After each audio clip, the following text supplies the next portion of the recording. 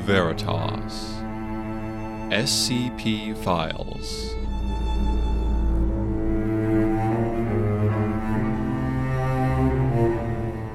Episode 17.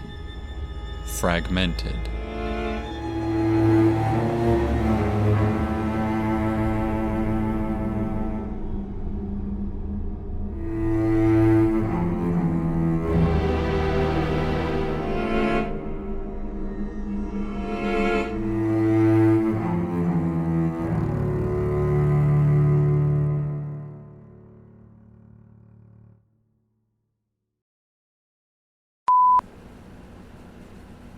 Incident Report 3516-21. 21st incident involving SCP-3516. Incident occurred during planned testing. Potential risks and losses considered acceptable. Object Class: Safe. Risk Assessment Level: Requires further assessment. Reported by D20039, also known as Dexter Hughes. Report made November 10th, 2019. I am not a zombie. Is that why you put me in here and asked me to write my tale? You want proof that I'm not a zombie. Fine. I don't eat brains, nor human flesh for that matter. I don't communicate solely by moaning. I don't shamble mindlessly around with my arms out, growling and chasing anything that moves. I can be hurt. I probably still age. I don't think I'm undead because I never technically died. Okay. I realize the points are getting less persuasive as I continue. But you get it, yeah? I'm not a zombie, no matter what people say about me. What? You didn't think I could hear your whispers when you put me in here to write? You're not exactly subtle about how you all stare at me, searching for any hint of unlife. If you could refrain from trying anything to test a theory, I'd appreciate it. I really don't need you all poking at me anymore. I've sustained enough injuries to last a lifetime. Before you ask, because everybody asks, no, it didn't hurt. I don't think I had enough intact nerves left to fire in pain anyway. It sure was a shock, though. SCP-3516 didn't exactly give me the boon of knocking me out or anything. And let me tell you, seeing yourself come back from something like that is quite harrowing. I must be the only person in the world to have ever healed from being exploded into 38 different chunks. That can't be a common experience, can it? But again, not a zombie. I'm sure of that. Well, like 95% sure, at least. Maybe. Maybe call it an even 90. Being a D-class is not fun. Like seriously, not at all. Had I known about the whole maybe being undead thing, I might have given some more thought to all of my life choices. Maybe I wouldn't have opted for the whole phone scam scheme, and would have chosen something legit instead. I'm pretty good at talking people into stupid choices. I would have made a killer realtor. Sorry, I'm making myself laugh. The whole world hates a person who runs a scheme, but we just let all these salespeople and realtors run around lying to every person they cross without any ramifications. But no, I'm the one who ends up arrested and running around the foundation trying my best to survive. Alright, that seems fair. Every day as a D class is a roll of the dice. It's just like, is today one of those days where I'm performing day 8 million of a safe and ancient containment ritual that never goes wrong? Or is today one of those days where I'm riding a bike across some landmines? You apparently just never know. If I had to pick any bike to ride across some landmines, though, I think SCP-3516 was a good choice. Not that I did choose it. You don't really get to make a ton of choices around here. They gave me a bike and said, ride. So I was like, well, guess this is just what I'm doing now. 3516 is a 1982 Schwinn Predator bicycle. It's in a questionable condition. It's old and worn, with many of its wheel spokes deformed and bent out of shape. The frame is a dark, angry red, although the paint is chipped and peeling pretty bad. Splashed in garish acrylic paint down the sides run crudely designed flame decals that, in hindsight, were a pretty good warning sign. Who doesn't love some dramatic irony? Despite its obvious wear, the bike rides just fine. All the way up until you crash, that is. And you will crash. It's not that the bicycle is unsafe. It's more like you lose some control over yourself when you ride it. As you ride, coordination becomes harder and harder, and the world starts to gently spin as though you were pleasantly drunk. Within 10 minutes of use, it's basically impossible to stay upright, and nearly everyone crashes it. That's when things get weird. When you crash, the severity of your injuries are inverted. Break your neck, and you might get a little dizzy for a while before it heals up in, say, an hour. Skin your knee, though, and you have mere moments before you're bleeding out. Hit a landmine and, well, you end up like me, trapped in some philosophical gray area. Schrodinger's zombie. I'm not sure whether I should thank or cuss out the person who picked me for that test. I mean, I'm glad I didn't get a tiny scratch or something, 'cause that would have killed me for sure. So, thanks? But also, come on. When you think, let's send a person traipsing across some landmines, there have got to be better options to pick than some random phone scam guy. Like, what's it take for you to choose someone who's really done bad in the world? Pick a murderer or something, jeez. There's this rumor amongst the D classes that the researchers have it out for those of us who've committed the worst crimes. That they're the ones who get chosen for all the really metal tests.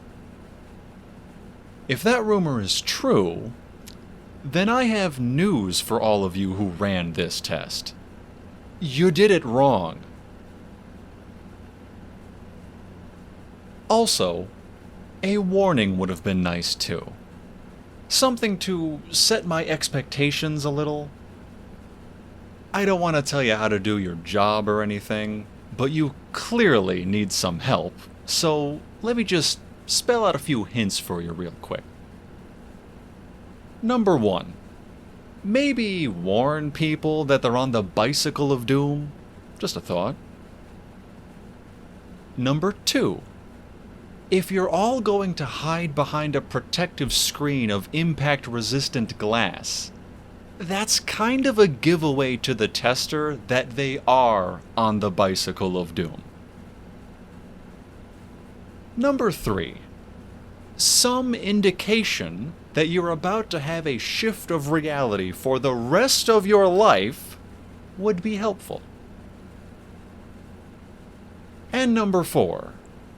And I really can't believe I have to actually say this. Don't send a person across high-yield explosive ordnance without their consent. I mean, really. If it had just killed me, then that's one thing. But I can remember each and every moment of the explosion, as if it's a stop-motion animation. My memory can freeze on each frame. Each moment of my body tearing apart is replayable in my mind in spectacular, gruesome detail. In the first moment, the blast hit the bottom of the bike, and my whole body jarred violently as the bike started to fly into the air. My feet disintegrated entirely in a splatter of gore, and the rest of my legs shattered into chunks of flesh and bone.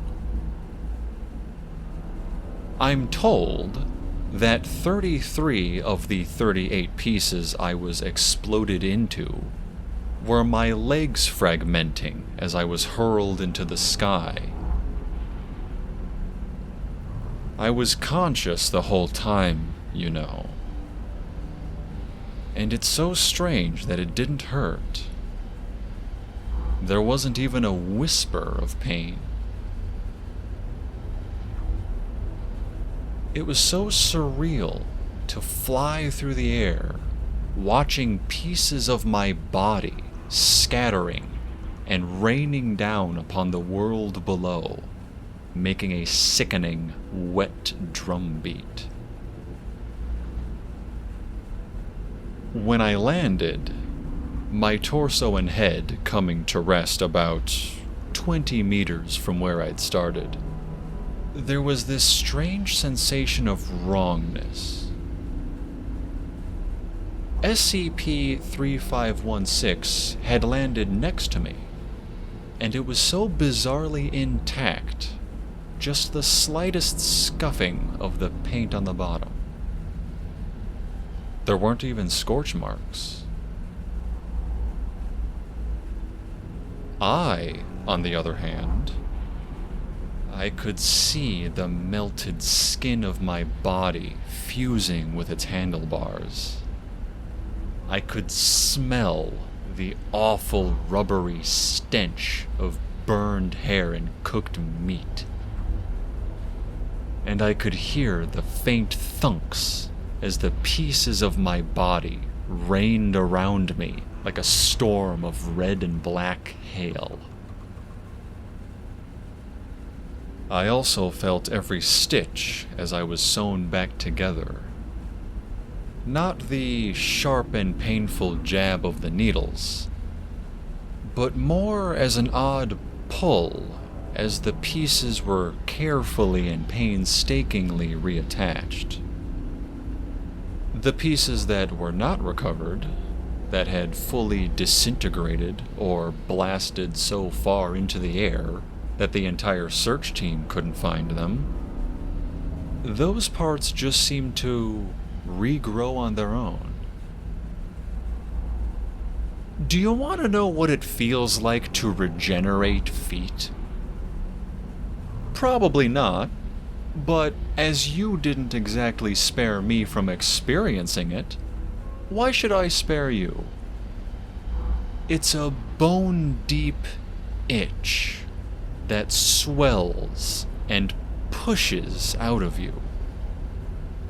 A shifting in your very structure that words can never even begin to describe.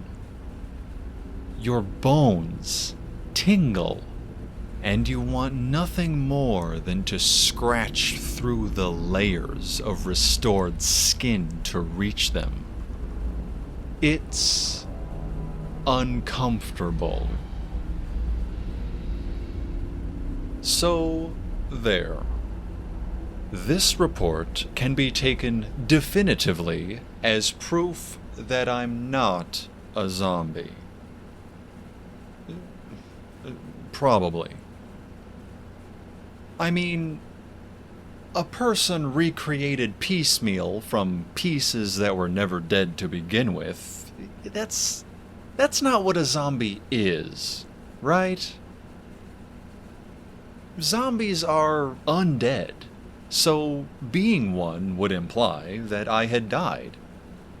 I was definitely conscious through it all, though, and I seemed just as alive as I was before. More so, actually. The regeneration process cured some aches and pains I'd been living with so long I hadn't even realized they were abnormal. There's no seams, no scarring. It even cured the eczema that had always plagued the backs of my knees. You know, I overheard some of the researchers suggest using 35164 for medical purposes. It cured my eczema and general aches, so why not try to treat other injuries with it the same way? Yeah, that seems like a foolproof plan. No notes from me. I'd much rather live with the memories of my fragmented body and the eternal question of whether or not I'm undead than suffer a little dry skin. Tell you what, you want to keep going down that route of testing? Put yourself on the bike next time and see what you can cure. As for me, I'm going to steel myself for the next existential debate about my status. Forget zombie. That's a little too far from the truth. Although, I'll be sure to let you know if I ever develop a hankering for some brains. Nah. I think I've decided to go the Frankenstein's monster route for the next dispute instead. A stitched-together amalgamation of dead and reanimated chunks of flesh. What do you think? Too on the nose?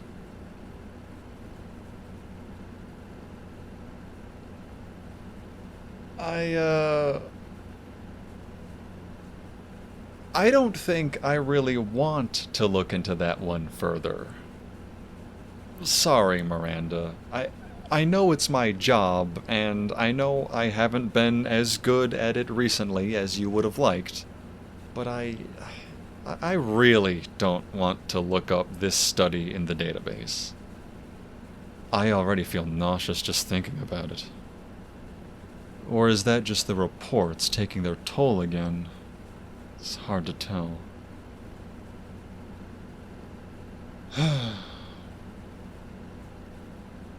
Is it strange to say I actually relate to Dexter a little? Sorry, Miranda. To D20039. He survived something awful, and is left with only questions about who he is and where he's going from here. He at least evidently gets to remember what happened to him. If he gets to remember, and I was forced to forget, then I have to wonder yet again what exactly I suffered. Surely it can't be worse than being exploded and pieced back together. Ugh. Well, I can't blame myself for feeling sick after this one. Hopefully Dexter survived the rest of his sentence here and has been released. Call me soft, but I think he rather deserves it at this point. If only the concept of deserved actually mattered here. Sorry to interrupt. Mary, hello. Come in. Not today. I'm here to fetch you, actually. Fetch me? Niall is back. Oh, that's wonderful news. Yes. Is that not wonderful news? He's back, but he's injured. Seth is questioning him. I'm not certain what exactly is happening, but I know it's not gonna go well. I need your help. We need to go have Niles back. Of course, absolutely. And bring your portable recorder. I have a bad feeling about this. It's Niall, Mary. He'll be all right.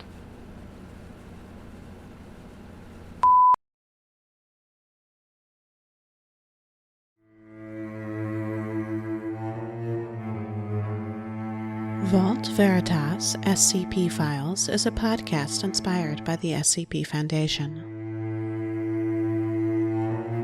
Fragmented is based on SCP-3516 by I Am the Uga from the SCP Wiki located at scpwiki.com/SCP-3516. It is licensed under a Creative Commons Attribution Share-alike 3.0 unported license. This episode featured Justin Gellner as Scott Anderson and Cody W. as Meriwether Parker. It was written and edited by Leola Angel. We welcome comments. Please rate and review us. Email us at vaultveritas@gmail.com. Join our Discord channel using the link in the episode description. Tweet us at vaultveritas. Or if you'd like, visit our Patreon for bonus content. Thanks for listening.